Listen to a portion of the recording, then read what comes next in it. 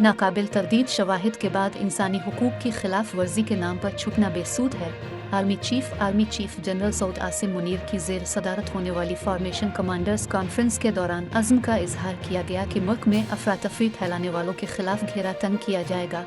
अब वक्त आ गया है कि उनके मंसूबा साजों और मास्टरमाइंड्स के खिलाफ कानून की गिरफ्त मजबूत की जाए।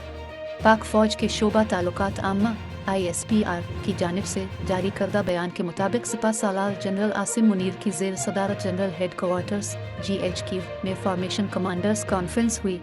इस कॉन्फ्रेंस में corps commanders, principal staff officers और पाक फौज के तमाम फॉर्मेशन कमांडर्स ने शिरकत की।